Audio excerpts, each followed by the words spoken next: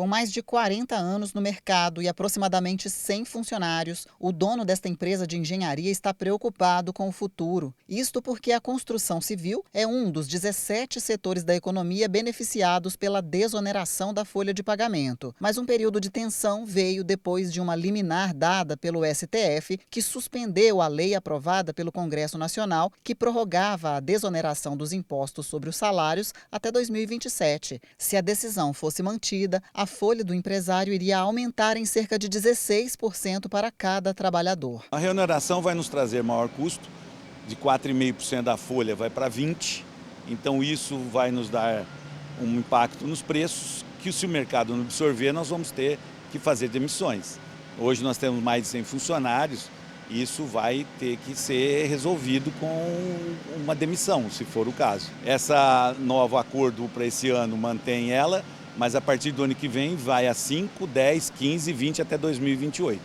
Então, na verdade, o governo está querendo mais arrecadar impostos, taxas e criar mais custos para nós. Com a desoneração, em vez de o empresário pagar 20% sobre a folha de cada funcionário, ele paga de 1% a 4,5% da receita bruta da empresa. Mas ontem à noite, após uma reunião com o ministro da Fazenda, Fernando Haddad, o presidente do Congresso Nacional, senador Rodrigo Pacheco, falou que havia feito um acordo com o governo. A desoneração será mantida este ano e, a partir do ano que vem, a cobrança voltará de forma gradativa. No ano de 2024, mantém-se como está. Tudo como está. A desoneração da folha, o recolhimento com base no faturamento, nos termos da Lei 14.784 do final do ano passado. Em 2025, as empresas deixam de pagar um percentual sobre a receita bruta e começam a pagar o imposto dos salários. No primeiro ano, será de 5% sobre a folha, passando depois para 10% em 2026, 15% em 2027 e 20% a partir de 2028, quando termina a desoneração da folha. Para esta professora de Direito Tributário da Universidade Federal de Uberlândia, o imposto sobre os salários afronta os princípios da Constituição Federal, já que o tributo incide sobre o custo das empresas e não sobre o faturamento. A contribuição previdenciária é um tributo odioso.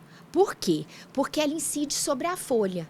Então, quanto mais a empresa paga para o seu funcionário e quanto mais a empresa contrata, mais contribuição previdenciária patronal ela vai pagar.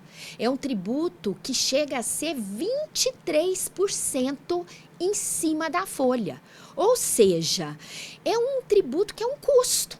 Então, quanto mais funcionário eu contratar, quanto maior o valor de salário eu pagar, eu tenho que pagar 23% em cima da folha, um dinheiro esse que vai para o governo. A especialista também aponta que o tributo da folha de pagamentos prejudica a saúde financeira das empresas, provocando desempregos e desequilíbrio na economia do país. As empresas elas teriam que pagar de acordo com seus rendimentos. E esse é um tributo que incide em cima do custo. E fala contrária à política de desenvolvimento, de geração de empregos. Então, é um retrocesso esse retorno da contribuição incidente em cima da folha. A iniciativa de reduzir impostos da folha de pagamento começou há mais de uma década, em 2012. Desde então, o benefício é repetidamente prorrogado. Mas com esta nova decisão, as empresas terão que contribuir mais para a Previdência Social. Na prática, significa o seguinte: a partir de 2028, quando a desoneração terminar, as empresas terão que voltar a pagar 20% sobre os salários dos funcionários. Para evitar demissões, a conta pode sobrar para todos nós, consumidores. Sobra tudo para o consumidor final, porque não tem jeito, nós temos que manter a empresa em ordem. Até o acordo de ontem, o tema virou uma verdadeira queda de braço em Brasília. O governo não queria prorrogar mais a desoneração e o Congresso defendia as empresas que sustentam a economia do Brasil. Este professor de Direito Constitucional acredita que a judicialização do assunto foi uma estratégia de tempo usada pelo governo no controle do orçamento federal. O Poder Executivo acaba levando para o Judiciário uma discussão que é política.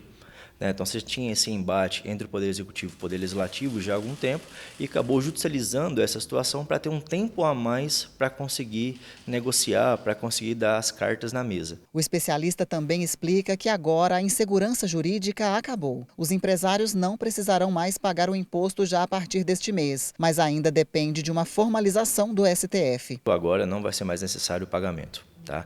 É importante falar, no entanto, que este acordo que foi feito entre o Ministério da Fazenda e os 17 setores da economia precisa primeiro ser homologado pelo STF.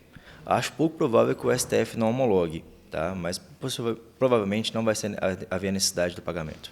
Entre os 17 setores beneficiados com a desoneração estão o de confecção e vestuário, calçados, construção civil e call center, os segmentos que mais empregam no país. São setores aonde se faz necessário a contratação de mão de obra. São setores que empregam.